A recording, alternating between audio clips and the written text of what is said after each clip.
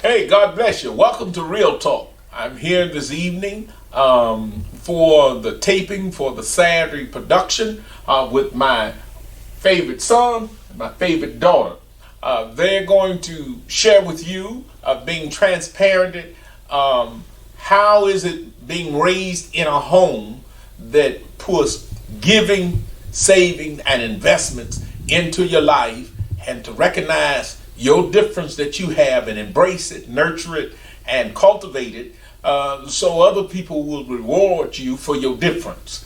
There are some pictures here that are what I call markers in my children's life and in me and my wife's life. The first one is Joseph and Elise paid their first state, federal taxes at the age of 7 and 5. And then in 2017, some almost 18 years later, they start their own company. And so I want to first by introducing to my left, Elise, state your name and your age. I'm just playing. State your name. Hi, my name is Elise. And state your name. My name is Joseph. Yes, and you can see they gonna warm up to you a little bit. They that's their education in them. I'm from Benton Harbor. They was born in Lansing, raised in Jackson. Think they're from Benton Harbor. That's a shout out to the Benton Harbor crowd. So God bless you. First, who want to start this conversation off about? Give me a little bit about how did you feel about me taking your birthday gift money? Do you all remember when we used to go to the bank on Christmas and I tell you I'm not buying Christmas gifts, the grandmas and the relatives will buy you Christmas gifts, I'm buying you CDs and bonds. And every year I'd save all the change and we three would go down to the bank and buy. Do you all remember that, calling the lady the change lady? I do remember that. Okay, what was some of your experience about that? Well, honestly, at first when you said we weren't getting gifts, we were getting CDs, I thought I was getting music. And apparently that was not the case, but I was only 7, so I didn't know any better. And then when I got down there, you kind of get a sense of, well, this is a little bit beyond me in the moment, but I don't really know any better at the time, so I'm actually okay with it. So it's easy to train people when they don't know any better.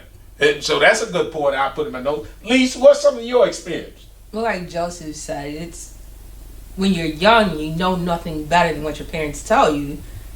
You just say okay. You don't really feel any type of way on the spectrum, good or bad. You know you're going to get something in the end. So it was just kind of an interesting experience to say, okay, what's this? And since we were raised around money, and I was only 5 at the time, I like money, so I was excited. Yeah, that's my money. She'd help count the money at night to change. Least I would love it. Her personality is driven like mine. She would count the coins. Joseph, he added up quick. So your life went from 7 and 9, going to the bank with a jar of change, to going to the brokerage firm. Do you guys remember going into the brokerage firm? I do. Yeah, and we built relationship. What was one of our favorite brokers? What was his name? You mean Uncle Brad? Uncle Brad. Shout out to Uncle Brad. He was a person that would take our cash and guard it for us. We started to talk percentage, interest rates, and what was? How did you feel about that? You was in your teenager years, because at that time you all was employed. Lease worked. Both of you ended up working at the church for me, and then Joseph got bright and got better employment. But you all started working here. I was paying them $5 a day, and their job was to pull up the dandelions in the yard at the church. My father paid me $5 a week. They had a raise, $5 a day. And so they wouldn't get the money. I would tell them how much money they made, $25, and we're going to invest it in a mutual fund. And so how did you feel about that? Well, I remember picking up the dandelions with the butter knife, but it was honest work. I was never opposed to doing any labor. I started to get a real appreciation for the money, though, when I found out, okay, this is what I have. At the time, it was cash, so depositing it made it seem like money was just always going to go up. But then when I got other employment, I started to see. He came and told me, Dad, I found other employment. Oh, Joe bailed out on me. Lease, my girl, she stayed with me. Joe was like, I'm going for greener pastures. Oh, I wanted to come back, though. Yeah, the kids. We're not going to talk about people. No, it's not the children. It was the garnishment. I had to understand that money was owed. Yeah, Joseph had a problem with FICA, and he asked me, who are these FICAs? And I told him it's taxes. He said, hey, listen. I said, son, no. This is how your grandmama get paid. And he said something to me just blew me away. He said, when grandma died, can I stop paying? I said, well, son, somebody else going to be on the payroll, me. And so Joseph got a wide awakening to you don't get everything people tell you're going to get. You always have to read the fine line. So, Elise, you remember the day you got paid, you had missed a couple of days because of your sickness, and your check wasn't like your check in the past, and you said to me, Dad, I didn't pay you. You remember that conversation? And I said, baby, no work, no pay. That was a good teaching moment for me. I wanted to pay you, Elise, but I knew God said, no, you cannot just give your children things. They have to earn it. And so I was hurt not to pay you, but I'm so glad I didn't pay you. So you guys, tell me when Joseph, you used to make $79 I did. A paycheck, and he thought it was money. And I told him on his first paycheck, do you remember what I told you had to do with your check? I do. What? Elaborate. Well, the first thing you have to do is to tithes. Well, you always gave us the principle of to give and save in that order. So I always had the concept of sharing, and seeing other people happy, that works for me. So it's not a big deal for me to actually retain all the money I make, but I knew I needed to tithe first, give the money to the Lord for allowing me to be in a position to make the money, and then I needed to give Elise some money to look out for family. Yeah, I didn't think he was buying into that. That one was a little bit more gradual. Yeah, well, you had to give her 10%. Yeah. I guess I only felt some type of way because she wasn't working at the time. But it's all right. Yeah, okay. And then I can't remember the exact percentage. It might have been 20%. It was 20%. It says now you get to keep 20%. Mm-hmm. And the rest, it was 60%. You had to invest. I take you down to at that time was A.G. Edwards, and put it in your Roth account. Mm-hmm. And when did I tell you can get that money? At what age? 59. I've been trying to do my part to get there ever since. So how did you feel about that, Lisa, when I told you can't get your money until you're 59? I was in shock. You ought to see the little faces when I took the little check. But now, what did I do as a parent? You did match us, though. Yeah. What said it again? You matched us, and you didn't have to. Yeah. It did lessen the hurt. Yeah. After you followed the procedure, I rewarded you by obedience. Mm-hmm. It's $79 when you paid your tithe. You gave your sister her $7, and Joe gave her $7.90, not $8. I was like, man, really? He gave us $7.90. And he put the other in bank, but I would give you the $79 back. Correct. That same day. Lise, what did you think about that type of format? What did that do for you? It kind of instilled processes and systems early on. So you understood that, yeah, you've done the physical labor and you want your tangible asset that's going to be turned into something that's not readily there. Now, being older and growing up, that's a easier concept to understand because we don't have our physical cash anymore. But back then, it was, if I didn't see the cash, I don't know what you're talking about. I have to wait, and it's numbers on the screen. Now, this is my baby. I spending my money. This one here, she gonna save her money.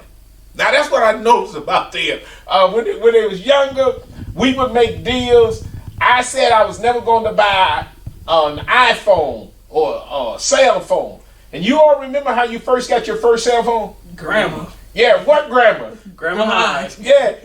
I had told my wife, no, don't buy them nothing for Christmas. They ain't getting cell phones. They too little.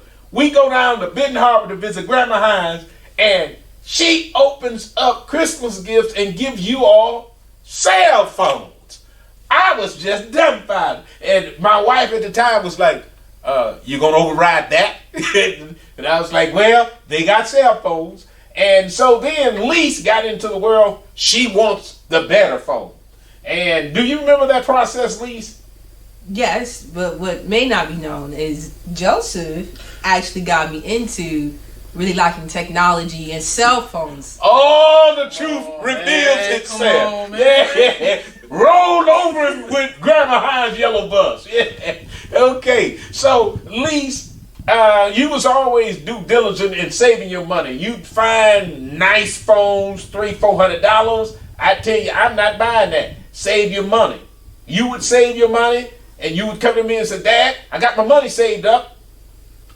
Yeah, so back then, everything that was high priced, from PlayStation Portables to the nicest phones, everything was like $250. So I just had it in my head that that's what I wanted. That was the goal. And since processes and systems had been instilled, I just knew live below my means. So early on it clicked to me, rent was not in my mind, mortgage, it was just, I had nothing to really pay for if I didn't really ask for it or understood that I didn't want it. So I just saved all my money. And then we would go to the store. How did you feel about when your brother didn't have? Joe would never save his money. And he's standing there like he didn't want a device. How did you feel in the store when I would go, his mother would work on me? You not going to give him one? And I would say, Joe, I'd always let you go and search and find the stuff first, and then I go, Joe, go get one. And how did you feel about Joe looking for a phone when you done saved all your money and you could buy your phone, but now Joe in there looking for a phone and he ain't got a broke dollar? Well, that was an early lesson in difference, as you were talking about. We were just different people. I was dumbfounded that we're close in age, we're raised in the same house, and I have no understanding what you did with all this money. But at the end of the day, we're here. You don't have it. But that also helped me start learning that if me and Joseph were going to be close and growing up real close together, I always need to have an extra just in case I need to look out for him. Hey, good brother. One could suggest that Joseph paid for said device when he was working and one was not. Well, we're not going to have family feud. Maybe that's why I didn't have one. Yeah. I don't know. Hey, but I know one thing. But then coming out of the store, what would happen after I would pay for Joseph, you would pay for your phone, and we'd walk out of the door, and what would be the next thing I would say to you?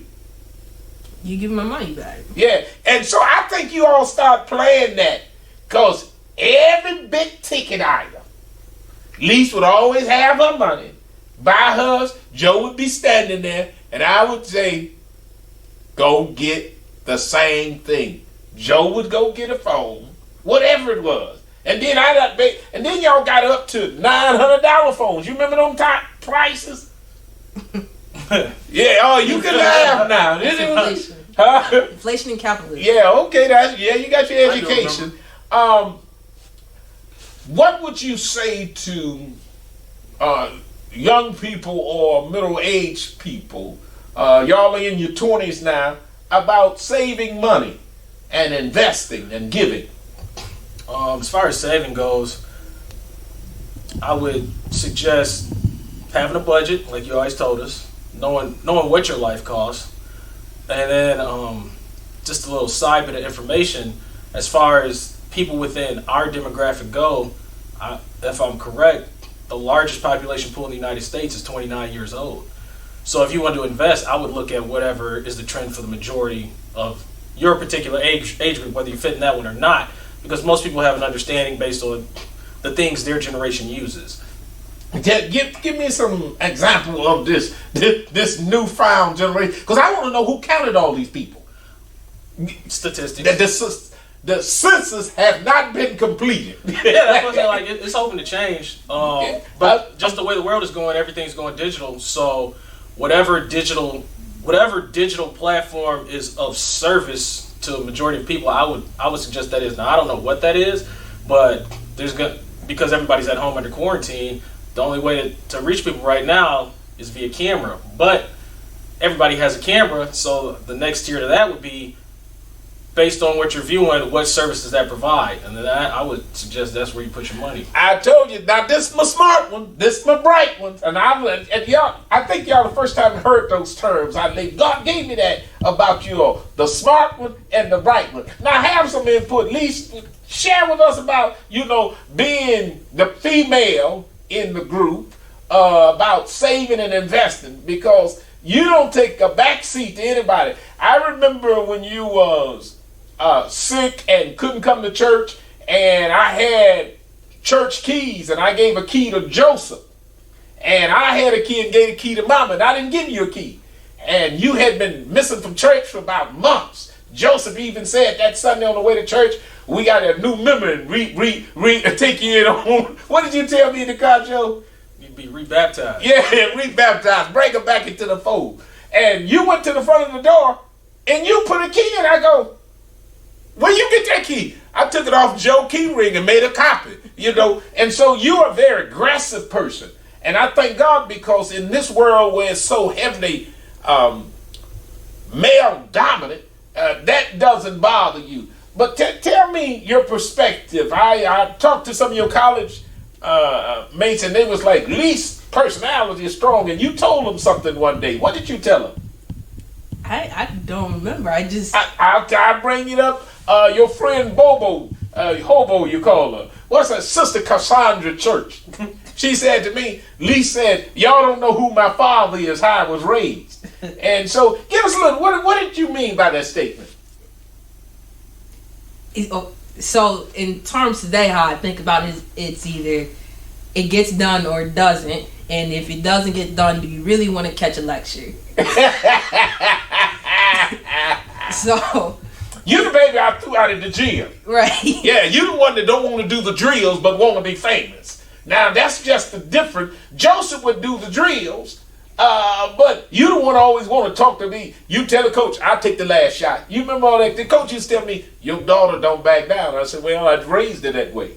But in terms of investments, what would you say for a woman, female perspective? Well, I think you have to understand, from my point of view, I always was an observer first. So, as a female, a lot of people, especially males, they'll talk over you. They kind of see you, but don't really see you unless you add some value to them somehow. If you know what I'm saying. So, so I started to just use that in terms of, you can try to treat me as I'm not as smart as you, or you don't believe I'm as smart as you, but I understand what's going on. It's either it gets done or it doesn't. And so from an investment point of view, it comes to, what are your wants versus your needs? And everything that you want is not a need, but you do the mental gymnastics to make it fit in that. And then that goes into the spiritual concept of dying unto self. Die unto your ego, because that's not really a need. And even from a non-spiritual standpoint, Maslow's hierarchy of needs. And if you've been through any type of psychology class, or even look it up, you understand what that is. The basic needs is food, shelter, housing. That's before you even get up. I told you there's my bright one. I laugh because my mind goes back to a lot of things. I remember taking you down to Benton Harbor, and you said something to me I'll never forget. You came home. You had been practicing with the Benton Harbor Tigers. They hadn't won a state title yet, and they hadn't had these two sisters to reach high school level yet. And you came home and told me, you said, Dad, them two gonna win a state title, and the baby is the toughest one. And that girl went on to win Miss Benton Harbor. You saw it way back when she was in the 4th grade because you saw her work ethic. Now that's something that I've always preached to y'all. Joseph, Reverend Davis interviewed you one day and said, give you a word to describe your father, and you go, the finisher.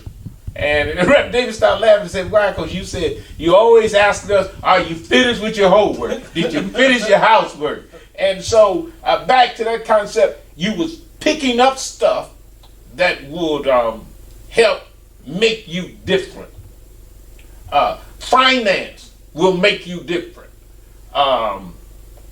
One thing, they got this ESPN Last Dance, and one of the shocking things in the story about Scottie Pippen is that his salary did not equate to the praise and his ability on the floor.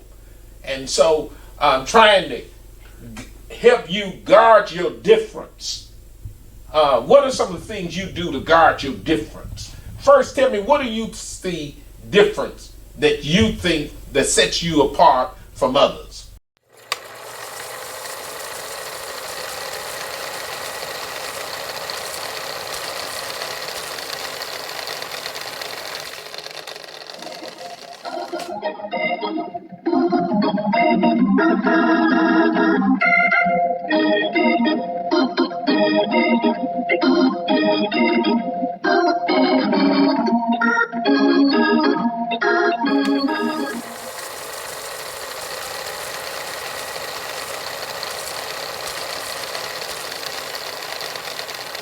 Joseph, back to the question, what are the difference you've seen in yourself? Well, for myself, I would say I can only notice the difference within myself via the people around me. So one, it does take people around me to see myself and accept myself for the things I know about myself. And one of them is I get along with the people around me because, not because we're always in agreement, but I'm willing to accept that if they have a different perspective, they might see something I didn't catch. We call that widening the perspective. So it's not necessarily that I'm predicated on trying to be right. I'm just not worried about being wrong. I'm just trying to find right. But I'm also simple. Maybe not simple-minded, but try to be simple in approach. Heath, shout out to Heath, blessed me with this term called Occam's razor. It means usually the simplest answer is the truest one. That's my other son, Heath Gutson. At least, what is the difference, or some of the difference you see in yourself? One of the differences I noticed, and Joseph was right, you only notice a difference when you're around other people, was that I was very sure-minded in if I was going to do something or I wasn't going to do something, that's just the way it was going to be. Yeah, yes, that's what the day one. That ain't just new. I was saying they found out we do this. I would use investment markers. Do you remember on certain days when the older you got, about in the 9th grade, I started buying stock. One of the stocks that I bought for Joseph when he went to the Ohio State University. Do you remember that stock? You still have it. It's called AEP. It's a utility company in the state of Ohio and serves many other states. And that, so every time I see that, it always reminds me Joseph freshman year 2010, August, Ohio State. Do you remember your freshman stock? I think it was Facebook. Facebook, yeah. IPO, yeah. Yep, Facebook. I remember yours was at $26 when you went in as a freshman. Pays a dividend. It's about at $80 now, and yours was at $12. Don't pay a dividend, but it's at about $223. And so I'm trying to encourage you, learn how to invest in making markers in your life. One thing I remember at Joseph graduation, you remember I was worried about Joseph blending in with other kids. Kids was didn't dress the appropriate to me for an achievement. And you said something to me forever changed you, because I was like, man, maybe I should go and check and make sure this boy dress up right. And you told me, Dad, be still. You'd have put it in Joseph.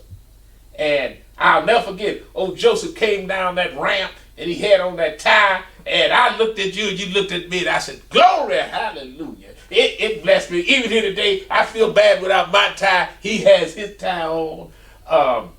I remember Joseph said something about you that forever made me start looking at you different. Joseph said, she's the brightest. I said, what? He said, oh yeah, at least real bright. And it came to fruition when Joseph was the defending Bible enhancement champ, and Lease had been sick for about a year, and Lease came to that tournament and defeated the champ. I was like, wow. You know, man, it must have been 200 people that had. And I was hoping that it wouldn't be a clash of titans. And it came to the head that Joe and you was in the finals and you won. And I asked you something. I said, Lease, how'd you get all that Bible? And you said, what do you think? Y'all leave me at home with it. And so that let me know you got to help yourself. You got to read and learn your things around you. And that was a blessing from both of you. I want to be able to wrap this up. I don't want to take too much time. But do you remember the time that I came to pick y'all up? It was report cards. And I asked y'all to grade me as a parent because y'all had received all A's. You was in the 6th. You was in the 4th. And y'all was both in the back seat in the car. We had a guest in the car with us. And do you remember your responses of grading me as a parent? I was so proud that you all had all A's. And I said, well, how was I doing as a parent? I just knew I was getting A's. You remember what you said? Mm-hmm. What did you say, Lee? I said a B minus. No, you said a C minus. She said a C minus. Yeah. What, Joe, do you remember what you said? C plus. Yeah. Joe gave me a C plus. Lise gave me a C minus. But I was quick to, I'm like an Ali. I can rope a dope you. I can take a punch now. Y'all wouldn't go Mike Tyson me. And I said, well, how can I improve as a parent? Do you remember what you told me? Actually, no. Do you remember? I don't remember mine. I remember hers. Yeah. What did she say? She didn't want to get yelled at as the soccer game. Because that was what's going through my mind. Oh, now the truth comes. No, in terms of influencing my grade, it was a soccer game recently, and that's what was going through my mind. Listen, she did not want me to yell at her soccer game at her. And I remember that. And Joseph was one very non-selfish. Lisa's compassion, but Lisa, she'll speak up for herself. Oh yeah, you yell too much at my game. We winning. What do you got to do after you win? And I said, I want you to be more aggressive. And I said, well, I agree with you. I won't yell. And you remember that day your grandma and them came up to the game, and I had to go to the hospital because, man, I was breaking out in sweat. A reaction came. My heart was flooding. I thought I was having a heart attack. I went to the game, and they told me that I was having a panic attack because I wasn't myself. I refused to holler. Lise would kick the ball, score the goal, run, jump around with other girls, and just do this to me. And I was like, no, you got to have more drive, more compassionate. And old brother Joe said he didn't want me to holler at his basketball games. And you remember when the game y'all was losing, and I was the coach, I was coaching like, yeah, good job. You remember what you told me in that huddle? What did I tell you? Dad, come on, you got to holler at us for us to get this game. Sounds right. I said, now you want this energy because you want this victory. But you don't want this energy. This energy comes before the victory. Mm-hmm. And so I was trying to share with you all, you got to put something in it if you want something out of it. And if you really want a financial future, you got to go to work. It just don't fall out the sky. The last thing I'm trying to share with you, if you're going to develop your children can help develop you if you can learn how to keep communication open. And that was a great asset, a teaching tool for myself to learn that my children know what they wanted. Now Lee says, what do you say? I'm hyper and have a disorder? You have hyperactivity. Yeah. I don't know what's wrong with this child. Right. Yeah. Brother Joe, how would you describe me now as a parent? Padre. I mean, if you're anything other than that, I don't know who you are. Okay. Lee, how would you describe me as a parent? I really don't know. You're such an interesting man. You're just you. That there are no words or cliches, idioms even used to just. If you want to know the Reverend Pastor James Hines, you just show up to church on Sunday. Hey, spoken well. We're gonna try to get another interview with Sister Hines. She's in the building, but she's not present. But that is a conversation from a husband and wife. How do you get the spouse to buy into investment? And that will be our next piece, if the Lord is willing. But I want to thank God for my number one son and my number one daughter. And for you that are viewing, learn how to sit down and talk and develop a plan.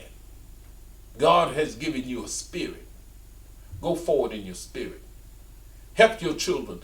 They are the testimony to what you really did in-house. I contend Jacob gave Joseph the coat, but didn't give Joseph the wisdom of the coat. It's better to have the wisdom than the coat. And so I say to all of you, God works it out in the end. He ends up being second in charge. It might be your ticket to your throne. So God bless you. Any final words? I did have one. Just go in theory. I know everybody's in quarantine and there's a little bit of a shift in the markets. So as opposed to chasing price, that's what we always say you don't want to do. Find you something that you believe in long-term success, because the price won't matter. It'll be different in the end. So something you can really get behind. And just a quick kind of example of that's like, we always say if we ever had to make a movie, like a type of movie, make a children's movie, because there's always additional costs. The parents got to buy the tickets too. If you want to buy goods, sell them to women, because all the malls are full of stores predicated towards women. And men don't change much, so if you had to come up with a service, do one for them. So, that's my smart child. Lease, any final remarks? I just piggyback off of Joe of just taking a little deeper of you gotta make your money work for you. Your money serves a purpose, but it's not the purpose. But make it work for you nonetheless. You show up to work, but your job is not your life. There's more important things, but you still need it for what you want to enjoy in life, and things have to get done. So make your money work purposefully. Wow. Well, I think wisdom will live on.